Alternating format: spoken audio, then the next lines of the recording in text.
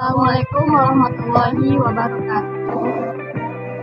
Perkenalkan, nama saya Laila Fitriani Nasibuan, NIM 232010184. Saya Rizkyana Nasibuan, NIM 232010151. Oke guys, berikut penjelasan dari saya. Yang pertama, kita harus mengetahui apa itu definisi ijma.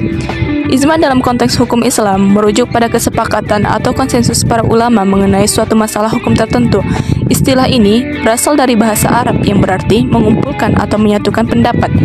Dalam pandangan Islam, ijma dianggap sebagai salah satu sumber hukum setelah Al-Quran dan Sunnah.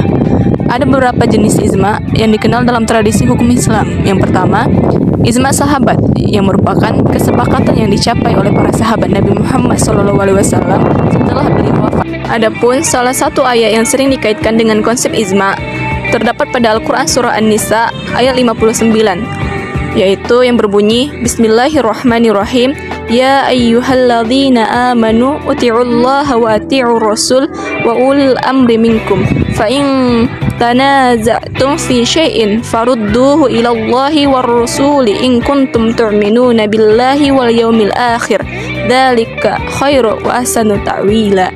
Yang artinya, wahai orang-orang yang beriman, taatilah Allah dan taatilah Rasul-Nya dan ulil amri di antara kamu. Jika kamu berlainan pendapat tentang sesuatu, maka kembalikanlah ia kepada Allah dan Rasul-Nya.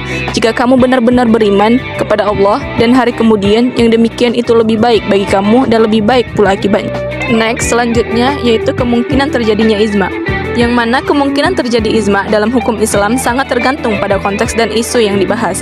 Ijma dapat terbentuk ketika para ulama sepakat mengenai suatu masalah hukum yang tidak secara jelas diatur dalam Al-Quran atau Sunnah. Dalam hal ini, kebutuhan masyarakat untuk mendapatkan kepastian hukum menjadi pendorong utama bagi tercapainya konsensus. Misalnya, dalam menghadapi perkembangan teknologi atau isu kontemporer, para ulama dapat melakukan musyawarah untuk mencapai ijma yang relevan dan dapat diterima oleh umat. Proses terjadinya ijma biasanya melibatkan diskusi dan perdebatan yang mendalam di antara para ulama. Setiap pendapat yang diajukan harus dievaluasi secara kritis berdasarkan argumen dan dalil yang ada. Pendapat ulama tentang syarat-syarat ijma.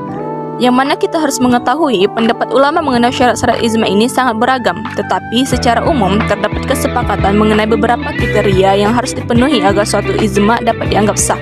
Salah satu syarat utama adalah bahwa ijma harus dilakukan oleh para ulama yang memiliki kompetensi dalam bidang hukum Islam.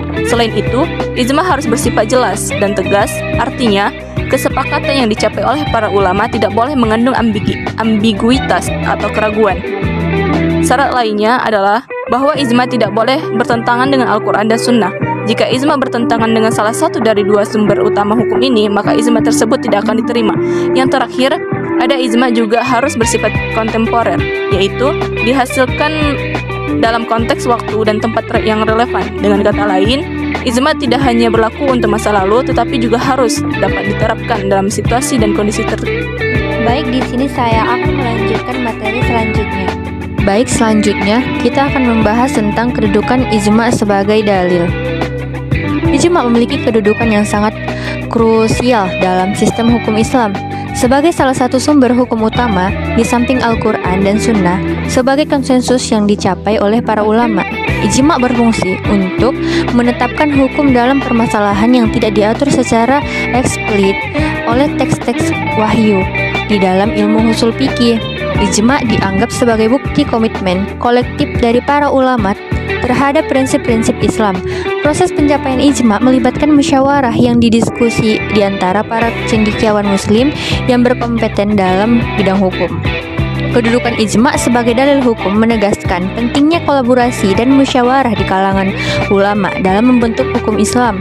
Sebagai sumber hukum yang mengikat, ijma memberikan kejelasan, kepastian, dan legitimasi dalam.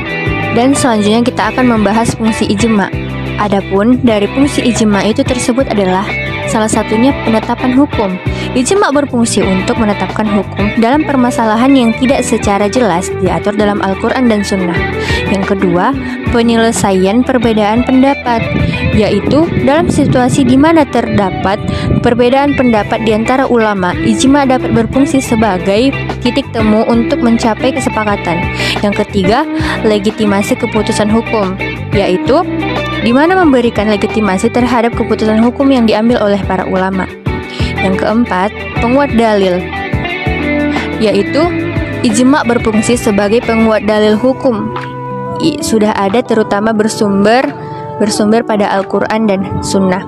Yang terakhir, penyelesaian perbedaan pendapat. Dalam situasi di mana terdapat perbedaan pendapat di antara ulama, ijma berfungsi sebagai titik peringkat ijma. Peringkat ijma dalam hukum Islam sangat penting untuk dipahami, terutama dalam konteks sistematika sumber-sumber hukum. Secara umum, ijma berada pada urutan ketiga setelah Al-Quran dan Sunnah sebagai sumber hukum yang diakui. Hal ini menunjukkan bahwa ijma memiliki kekuatan dan otoritas dalam penetapan hukum meskipun masih mengacu pada sumber utama tersebut.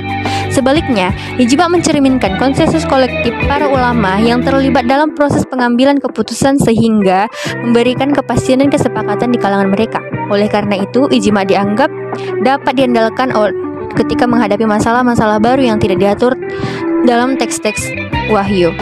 Peringkat ijma sebagai sumber hukum Islam menegaskan kepentingnya kolaborasi dan kesepakatan kalangan ulama dalam menetapkan hukum.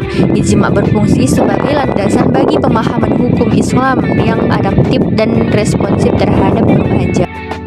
Next yaitu mengingkari hasil ijma, yang mana mengingkari hasil ijma ini dalam hukum Islam merupakan tindakan yang bisa menimbulkan perdebatan di kalangan ulama dan masyarakat. Namun, dalam beberapa kasus, ada pandangan yang menyatakan bahwa mengingkari ijma dapat diterima terutama jika terdapat alasan yang kuat. Misalnya, jika ada dalil yang jelas dari Al-Quran atau Sunnah yang bertentangan dengan hasil ijma, maka beberapa ulama berpendapat bahwa mengingkari ijma dalam hal tersebut adalah sah. Mengingkari hasil ijma juga dapat dipicu oleh perbedaan konteks sosial, budaya, dan zaman. Dalam situasi di mana kondisi masyarakat berubah, mungkin saja hasil ijma yang diambil di masa lalu tidak lagi relevan atau sesuai dengan keadaan saat ini. Secara keseluruhan, meskipun mengingkari hasil ijma dapat memberikan ruang untuk pembaruan pemikiran dan adaptasi terhadap perubahan zaman. Hal ini juga harus dilakukan dengan hati-hati dan berdasarkan argumen yang kuat. Mengabaikan hasil ijma tanpa alasan yang jelas dapat menimbulkan ketidakpastian dan Terakhir, contoh ijma sebagai dalil hukum. Ijma sebagai dalil hukum Islam telah menghasilkan berbagai keputusan yang menjadi rujukan bagi umat Islam dalam berbagai aspek kehidupan. Berikut adalah beberapa contoh ijma menjadi dalil hukum, yaitu pertama, status hukum berhaji. Yang kedua, menerima hitan. Yang ketiga, perlunya saksi dalam transaksi. Yang keempat, pengharaman riba. Yang kelima, hukum warisan. Contoh-contoh tersebut menunjukkan bahwa ijma tidak hanya menjadi sumber hukum, tetapi juga berfungsi untuk menjawab berbagai persoalan yang dihadapi umat Islam. Ijma membantu menjaga kesatuan dan pemahaman hukum dan memberikan paduan yang jelas dalam menjalani kehidupan sehari-hari sesuai dengan prinsip-prinsip Islam.